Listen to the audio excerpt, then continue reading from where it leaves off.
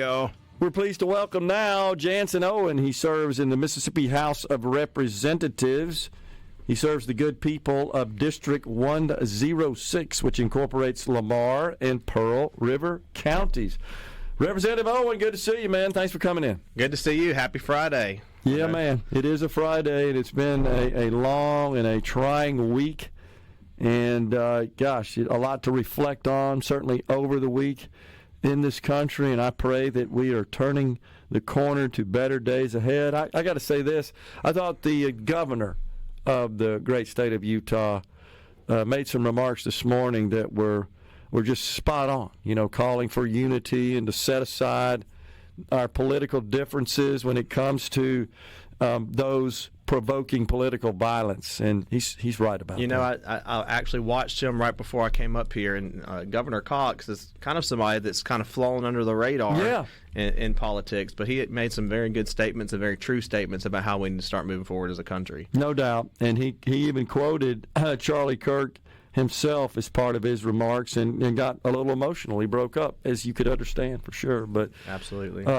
I don't know that anybody knew who he was, honestly, until this. It's terrible that this is the way we find out about the head political figure in the state of Utah.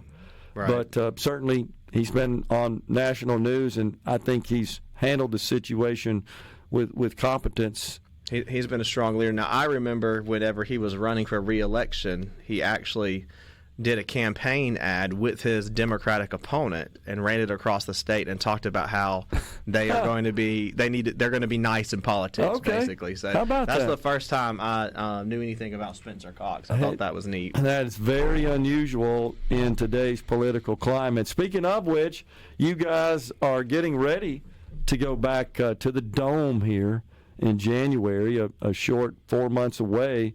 But you've been working on some stuff, right, while you've been out of session, in particular in the House with the Speaker of the House, Jason White, forming up these 4 committees, task forces, whatever he calls, special select committee, I think that's what he referred to them as, and which are organized across 4 different important issues here in the state of Mississippi. One of those, of course, education freedom. We have certainly cited you and your legislation many times for what you introduced last year, which was just a straightforward policy law. It would become statute had it passed, that just allows any child in the state to pick the public school of their choice without their school attached to their residence blocking such a transfer. Pretty straightforward. That's right. You would think it was straightforward, and I thought it was straightforward, and the House obviously thought it was straightforward, but of course we ran into roadblocks, which we traditionally do when we're trying to change the status quo. Nothing's ever easy when you tackle the status quo, but I think we have a lot of good ideas. We know that failed last year, so instead of doing something a little less, we're going to go big or go home this upcoming session under the leadership of Speaker White. Okay. So explain what you mean by go big here. Are you going to shoot for universal school choice, phasing that in perhaps? We absolutely are. Our position in the House and the Republican Party position and the conservative position is the parents should be allowed to dictate the educational futures of their children. Yeah. And we believe those choices belong in the hands of parents because they make the best decisions for their kids, not government institutions and not bureaucrats. So moving forward, we're going to incorporate our public-to-public choice option because that is part of choice. But one of the priorities of the House is moving towards what other states have done, which includes universal school choice, the money following the child regardless of the educational options that the parent may choose. Yeah, so in general, if you've got a K through 12 student that you live in the state, you're entitled to direct the state funding. Could be some of it, all of it. I don't know what your thoughts are at this point. Are you shooting for all of it in this case? Oh, at least a big portion. Most states will take that base student cost portion that's assigned to the child under their funding formula, which we have our funding formula, and that amount would be what goes with the child to their ESA dollars. That's education savings accounts. Yep. And those accounts allow for parents to spend those dollars on a variety of educational options. They can't blow it at Walmart on Coca-Cola, but they can use it for tutors, they can use it for educational equipment, curricula, whatever they may choose that other fits, materials. that fits their child the best. I've oftentimes, Representative Owen, referenced Arizona. I thought they had a pretty good model, pretty good template for just what you're talking about. You get your money is available in an account, if you will, and once you apply for and you receive your ESA, then they sort of have a catalog. That's right. And you buy, essentially, use your money that is allotted to you to purchase all the various educational materials and assets and resources.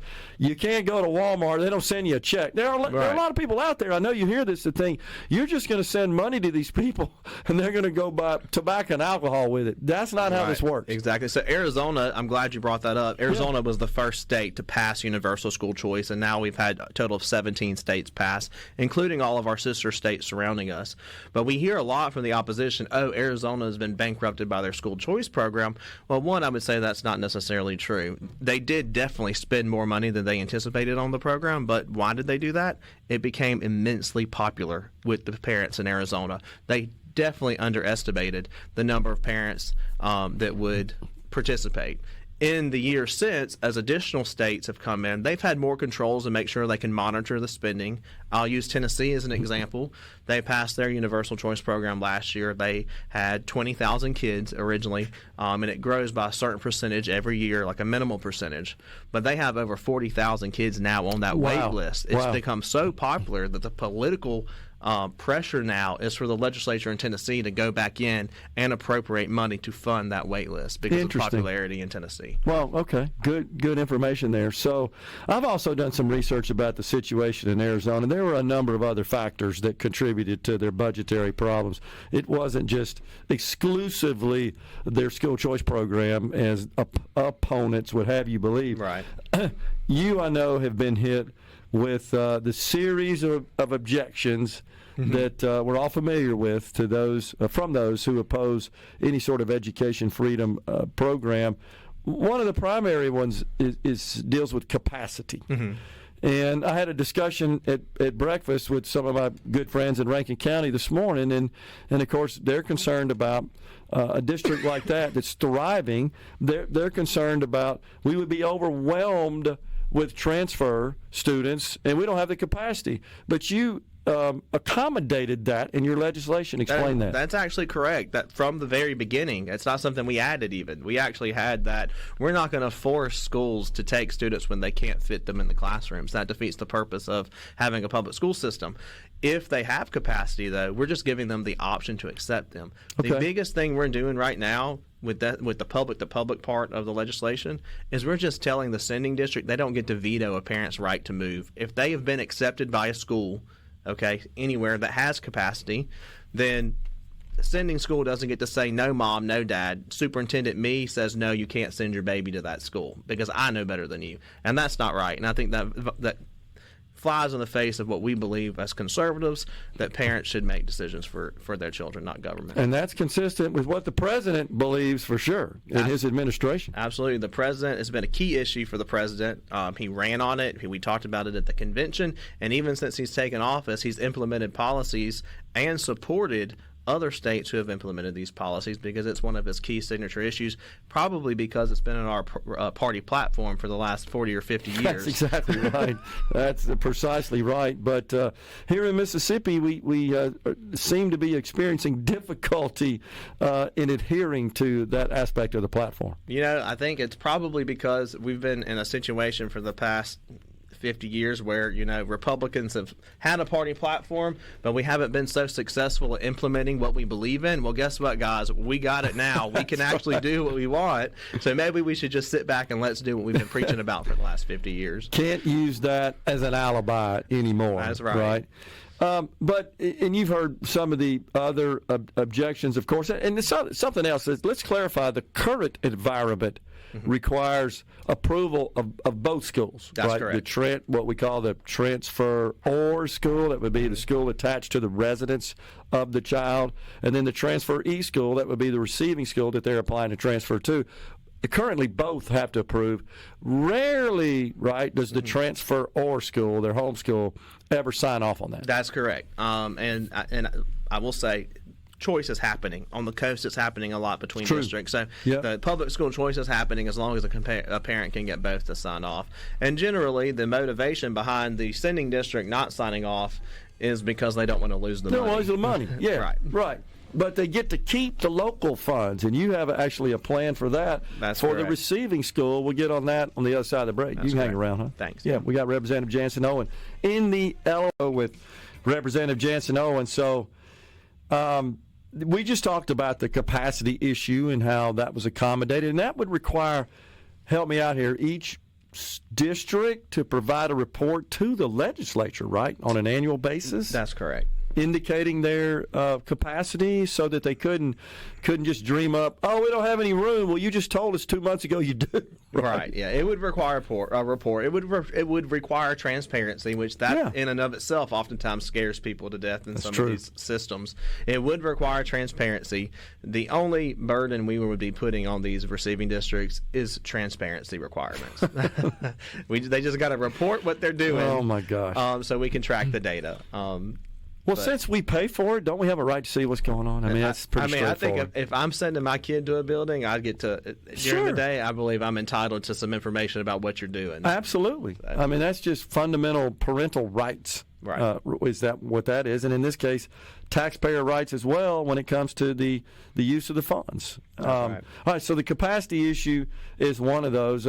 Another one that is often cited is, well, the private schools don't want this because it would have all kinds of government strings attached where they would have to comply with all sorts of government requirements, and they would have to accept anyone who receives an ESA, that the government would dictate the admissions process. Talk about that. So we're not going to get involved in the business of going in and dictating private companies and what they should do. Now, most states have had some testing requirements, but basically what they would do is they're taking the testing that the schools are already administering in the private school setting and having them report that data so we can track and see student outcomes and stuff like that. But we're not going to get in the business of mandating who accepts who or who does what. I'll tell you what's going to take care of that problem. If there's a problem our opposition wants to say, it's going to be the market forces. Yeah, exactly. The schools that want to come in and innovate and tap into this market, they're going to want to be accountable to parents, which is something we don't have on the public school setting, and something they're fighting us on. If I'm a parent and I want to move my child to another district, they won't even let us do that because they don't feel accountable to parents. Correct. In this system, that accountability will be there. If I'm a parent and I'm sending my child to a school and I don't like it, I can go to another one, and they're going to be incentivized to keep me there, to keep the money there. Okay, so another quip that you often hear is that, well, the private schools really aren't affordable, and that the ESA amount allocated, that's $6,900 now, roughly the state portion, that wouldn't cover the cost of tuition, and how are we going to handle the remaining cost of that tuition? But a recent report published by Empower Mississippi shows that more than half of the private schools in the state have a tuition that's actually less than the amount we're setting to each public school, the base amount. That's correct. The average is a lot lower. Now, you guys in the Jackson Metro, y'all are special. We have some expensive schools. Yeah, y'all have a lot of expensive schools, but overall throughout the state, it would be affordable with the state dollars. But even in the Jackson Metro area, let's just say tuition's $12,000 or $15,000. If I'm a parent and I get $6,900, I'm $6,900 closer to getting the tuition at a school. That's way more affordable than what it was before I had my ESA. And let's be clear, the state's not just paying the full tuition. The state's simply saying, hey, the same amount of money that we're appropriating per student to the district based on the formula, that's what we're given in this case. That's correct. If it costs more to go to the school of your choice, you're responsible for that. That's right. That's exactly right. Pretty simple. All right, transportation. You hear that a lot about that. Well, I want to go to even a public-to-public situation. They want to go to a different public school, but they don't have any means of transportation. What would the state do in that case in your bill? So, like I said, the ESA program, it's all encompassing. There's a lot of approved expenditures under the ESA program, which is why I like those more than I like the term voucher. Yeah, agree. Among those approved expenditures are transportation costs. So you can actually use those ESA dollars to get transportation. And a lot of private schools, they'll be incentivized if they want to tap into this market. They'll be incentivized to just provide transportation to their students or invest in transportation mechanisms, which we've seen happen throughout the country. Charter schools. You and I were discussing this off the air. Honestly, when I got involved with Empower Mississippi back in 2014, the inception of the organization, and one of the first things that we tackled was a charter school program and enhancing it in the state. We had a bill, but it didn't do too much, honestly, that passed just before that.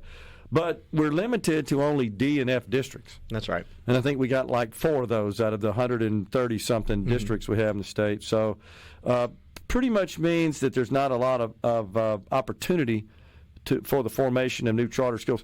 I got to tell you, Jansen, we thought we'd have 75 in the state 10 years ago, 12 years ago when we started this. We got 10. That's right. We have a charter school authorizer board. They've made, as they should, the requirements rigorous, but I don't get the feeling that they really want to authorize any new charter school. I call it the Charter School Deauthorizer Board. That's right. We only got 4 districts that we can put a charter school in. Can we expand that? You going to work on that? I mean, I believe that if we're giving choice through the ESA process, the charter school is another example of adequate choice and a market that we can use to further incentivize competition within the public school sector. Charter schools currently being limited in DNF, in my opinion, is setting them up for failure in a lot of respects. Totally true. And then another argument, we have the post-COVID inflation under our accountability model scores. So while it says we only have 3 or 4 F school districts, that's not entirely accurate because of how the post-COVID scores have inflated. And that'll change as we change our cut scores and whatnot pursuant to the statute. We are doing some tweaks on the accountability model. I think most people are. Yeah, I am too. I know the speaker is. Yeah, he's talked about it. Okay. But I do believe, just like with the ESA program, public-to-public charters, you need to add more to the market to incentivize competition. Sure. So. Totally agree. I think that would improve the quality of the public schools, as well as provide more options. One in particular, I rode by the other day over here in West Jackson, not far from where I grew up, Ambition Prep. Right. Thriving charter school there. In and around a neighborhood where there needs to be a choice, honestly. You've got some failing schools in the area, and parents have seen fit to take advantage of the charter school, which we should point out is a public school. Right. Charter school is not a private school. That's right. And there would be more form up if parents could use the education savings account to attend a charter school. And Gerard, we and I fall victim to it too. We get so fixated on these accountability scores as if that's the only reason a parent is choosing a school. Parents choose schools for far different reasons than the accountability scores that the government publishes. It could be safety. It could be public bullying. There are various classroom size. Child might have some issues. Smaller classrooms more appropriate. So we should not think that parents are only choosing a school based off of these accountability scores that the government publishes. Great point. In fact, you know this, national surveys show bullying, number one. That's correct. Number one reason a parent seeks to move a child into a different school. And study after study shows once they get out of this environment where they're being bullied and they get into one where they're not, they thrive in the school. That's absolutely correct. I have talked to parents about that attend the charter schools. What of the 10, 7, I think, are in Hinds County, if I'm not mistaken. And, we had the school choice day at the Capitol. That was a regular event. And I just kind of hang out in the background, but they knew who I was, my association. And I have mothers come up to me thanking me that they got their child out of an environment where they were being bullied. And you can imagine the stress in your life when you're sending your child to a school environment every day. I do think that, scores are important to monitor, but if you did a survey, and we've done this before, parental satisfaction at those charter schools, you're going to see 95% of those parents are 10 times more satisfied, regardless of what those scores are saying. And I think that's important because we always got to come back to the fundamental reason why we believe in this, and it's because of parents and their right to dictate how to educate their kids. Totally true. And to those who oppose this idea, you're in line with the old mayor, the communist mayor of the original one of New York, Bill de Blasio. I remember when he got elected, I was in business, and I was looking to buy a company on Long Island that pretty much catered to technology in charter schools. But de Blasio gets elected, and he announces he's going to shut them all down. That's right. He was going to get rid of them. You're aligning with that guy if you oppose this. You're aligning with the National Democratic Party, these liberal teacher unions that are trying to perpetuate this environment of liberal indoctrination in our public school systems. So those are the people you're aligning with by saying that parents don't deserve an opportunity to choose the educational options for their kids. Give us a quick update on what's been happening in the committee meeting. Well, we've got a committee meeting coming up on September 25th. We've got a superintendent, and then Erica Donalds from Florida. She's going to come speak to us and give us some good information. She leads the America First Policy Institute, is Byron Donald's wife. Yeah. So we expect to get some good information from her. Good. Well, we appreciate your efforts. I certainly do, speaking on behalf of myself and others in the state that have been advocating and continue to advocate for just simple freedom. And to those who say, well, the outcomes are going to get worse and this, that, and that. First, it doesn't really matter. It's about freedom. It's about freedom. The market will take care of that. And secondly, studies have shown that's not the case. That's exactly right. And I'll send a bibliography if somebody wants it. Representative Jansen Owen has been our guest in the Element Well studio. We're coming right back.